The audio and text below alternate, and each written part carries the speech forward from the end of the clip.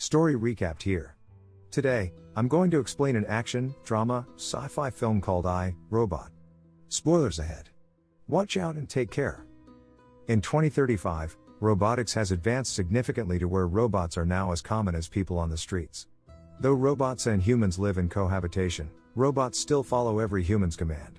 3 robotics laws govern robots. Robots shall not harm humans, robots shall obey humans, and robots shall protect themselves from harm. Detective Del Spooner is a cop who clings to the old ways. He distrusts robots and considers them nothing but tin cans that can talk. Spooner heads to work when he sees a robot running with a purse. He pursues the robot, commanding it to stop, but the robot keeps running. He finally tackles it down after chasing it, but he's surprised to learn the robot is just trying to bring its owner her purse that she had forgotten. Onlookers laugh at Spooner for thinking a robot could be capable of a crime. At the station, his boss, John, hears about Spooner's latest incident and tells him his distaste for robots is misplaced. John then asks Spooner to specify the number of robots that have ever committed a crime. Spooner sheepishly answers 0. Spooner then gets a call about a suicide incident at USR, a significant robotics company, and heads there to investigate. He finds out that renowned robotics engineer, Alfred Lanning, had fallen to his death. In a hologram message, Lanning explicitly asks Spooner to be called to the scene. Spooner stands over a lifeless Lanning, perplexed as to why he would kill himself. Spooner then meets with URS CEO Lawrence Robertson to talk about the incident.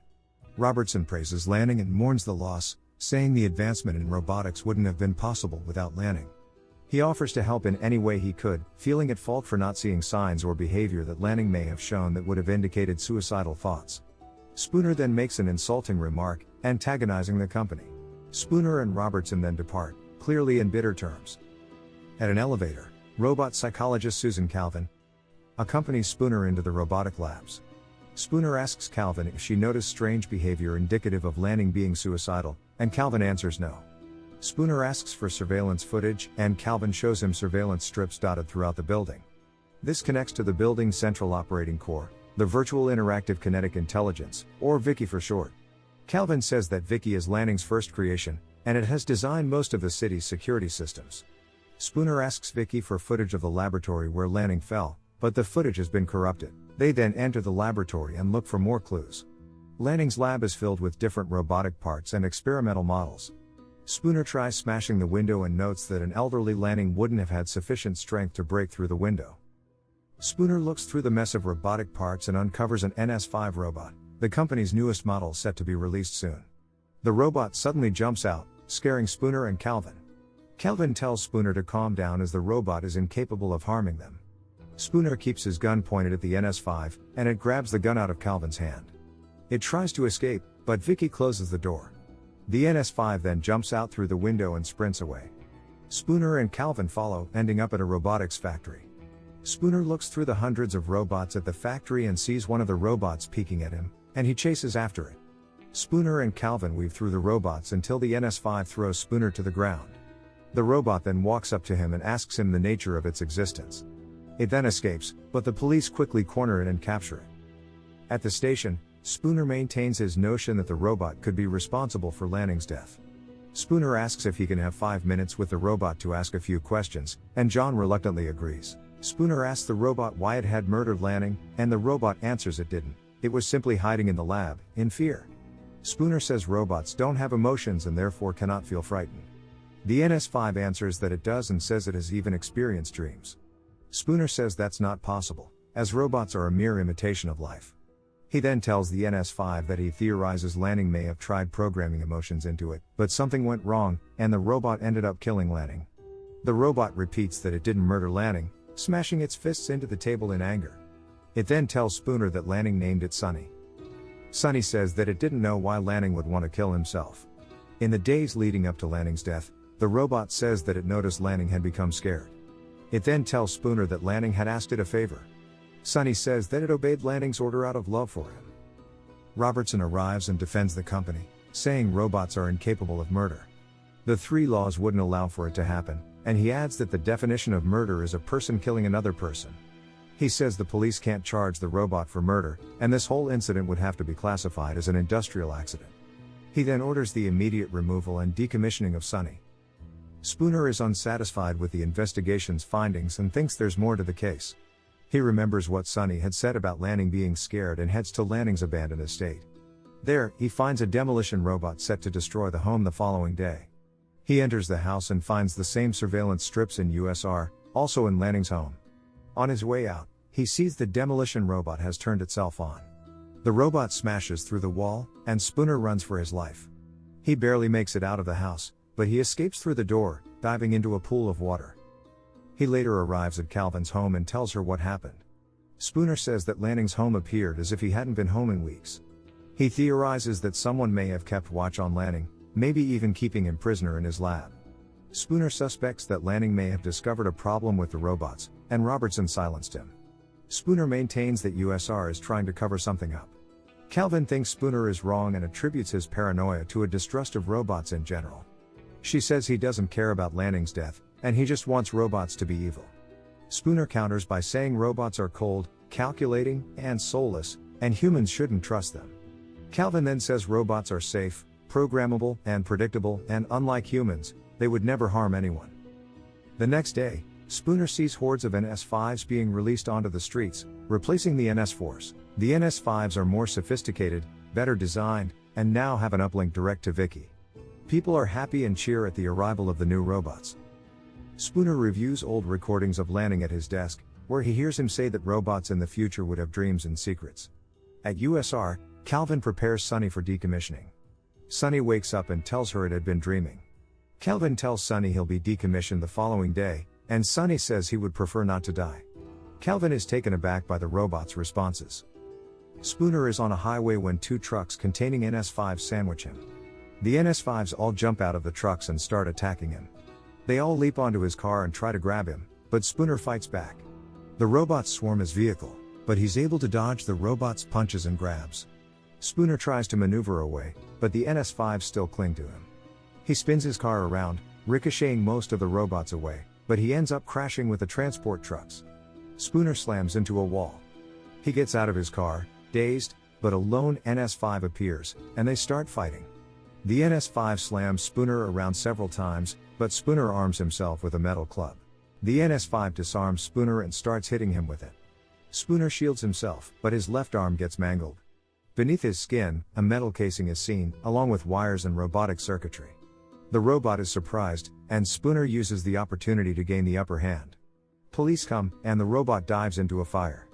John and other officers arrive, and Spooner tells him robots attacked him. John says the tunnels are empty, devoid of any robots. Spooner shouts at John, frustrated that nobody is taking him seriously. John disapproves of Spooner's behavior and takes his badge away. At USR, Calvin discovers that Sonny isn't connected to Vicky, and it has a thicker alloy compared to the rest of the NS-5s. Taking a look into Sonny's brain, Calvin discovers Sonny has two. Calvin later visits Spooner and tells him about her discovery. Sonny's second brain allows it to choose whether or not it will follow the 3 laws. Spooner thinks that whatever is happening at USR, Sonny is the key to figuring it out. Calvin sees scars on Spooner's arm and chest and realizes he has robotic implants. This is the reason why he and Lanning were close to each other. Calvin examines Spooner's arm and sees that his entire left arm, a lung, and several ribs are all robotic implants. Spooner then tells the story of how he got the robotic implants. He was on his way home when a semi-truck slammed into a car. The car then slammed into Spooner's car, and they both plunged into a river. The other vehicle had a father and his daughter inside. The father died instantly, but the daughter got trapped. As they sank, Spooner saw the young girl and realized none of them would survive. To his surprise, an NS-4 robot arrives to save them. He commanded the robot to save the little girl, but the robot chose to save him instead. He later found out that the robot decided Spooner had a 45% chance of survival, so he was chosen. The little girl only had an 11% chance. This is the root of Spooner's contempt for the robots. He argues that no human being would have looked at the situation and calculated who would have a better chance of survival. If it were that little girl's parents, 11% would have been enough. They make their way back to USR, and Calvin wonders why Lanning would make a robot that can choose not to obey the 3 laws. Spooner then speculates that Lanning probably gave Sonny a way to keep secrets. Spooner thinks Lanning gave Sonny dreams. At USR, they ask Sonny about the dreams.